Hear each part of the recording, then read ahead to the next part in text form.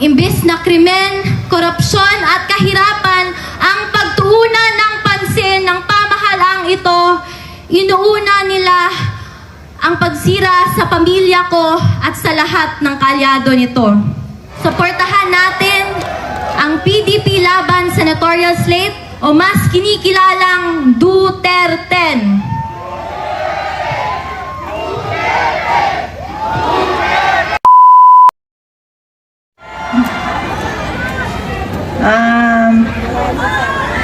Dapat yung anak ko lang magsasalita eh. Sabi ko, ano pa gusto nyo marinig nyo? Gusto nyo marinig yung lahat ng sakit sa dibdib?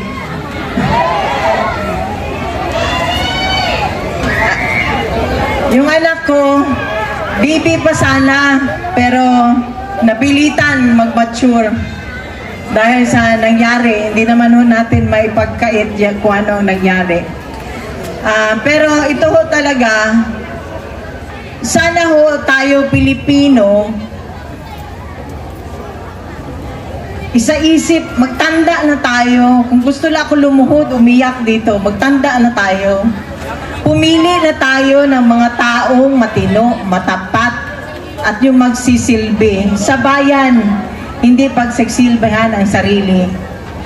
So, nung nasa loob kami, binisita namin ang papa niya, binili niya talaga. Binili niya talaga, o ulitin ulit ito ni Veronica, binili niya, suportahan niyo ang Duterte. Kung hindi, kalimutan niyo na lang daw siya. So, yung lahat ng mga sumusuporta, miski sa bahay namin, sa Davao, sa ibang bansa, nakikita ko lahat ng suporta ninyo.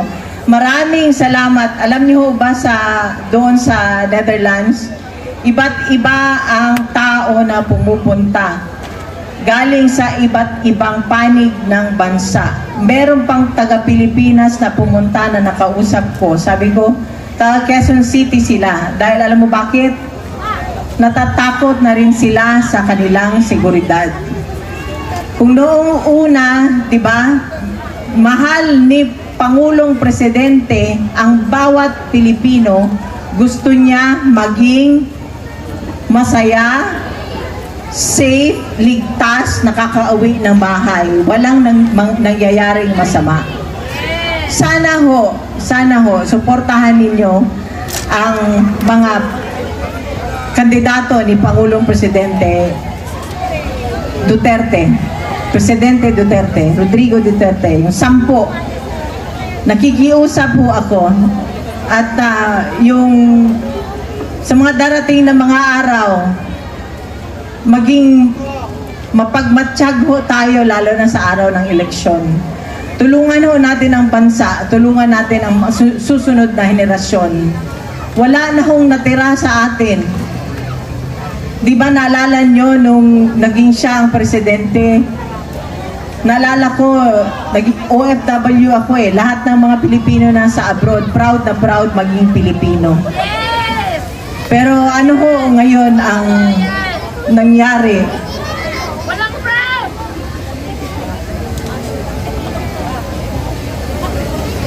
Ngayon, wala na, i-delay pa. Kung kayo ang nasa sitwasyon namin nung nandun kami sa Villamor, parang hanggang ngayon nananaginip pa rin ako. Parang hanggang ngayon hindi pa rin ako makapaniwala. Gusto ko humingi ng tulong, di ko alam kung saan. So kaya ngayon, nandito kami, nagsasalita, humihingi kami ng tulong ninyo, suportahan nyo ang Duterte.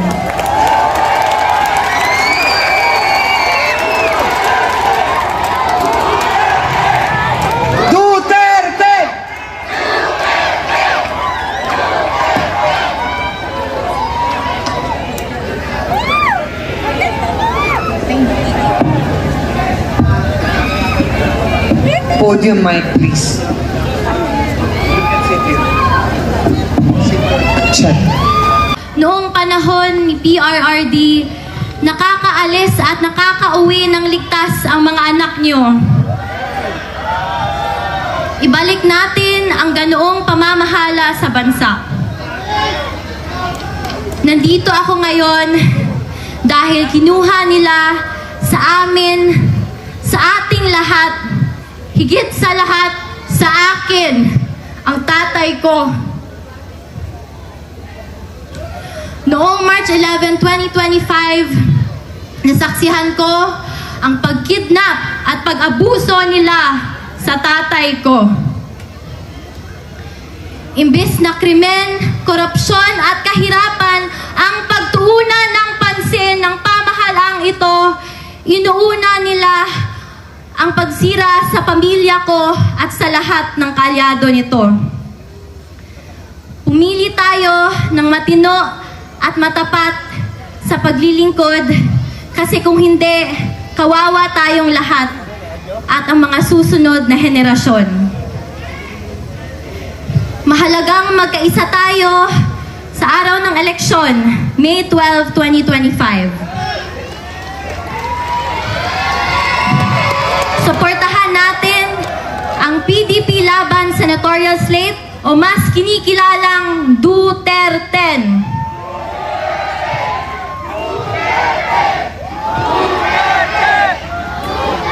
Mag-vote straight tayo at mag-block vote tayo upang mahirapan silang mandaya.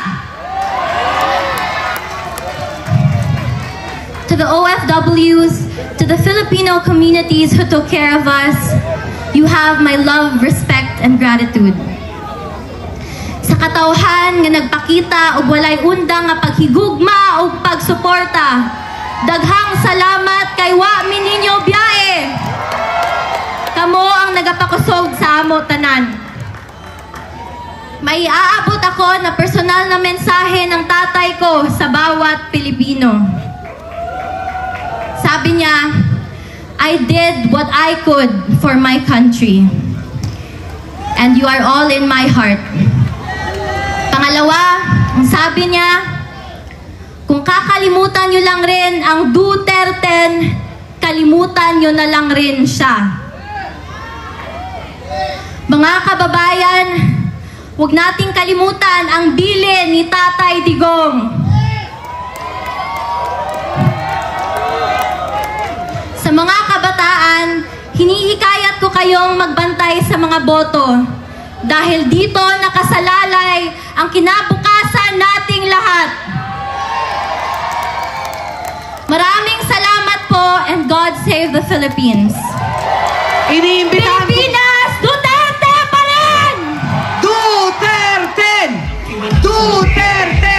Iniimbitahan ko po lahat ang Team Suntay, pinangungunahan ni Congressman Bong Suntay at ang kanyang pamangkin na si Migs Suntay, Attorney Migs Suntay at si Kiko Del Mundo, kasama ang Duterte candidates, Senator Rodante Marcoleta, Senator Raul Lambino, Senator Philip Salvador, and representing Senator Pastor Quiboloy, Attorney Bobet Torreon, together with Senator J.B. Hinlo, Hanilet Avancenia, and Kitty Duterte.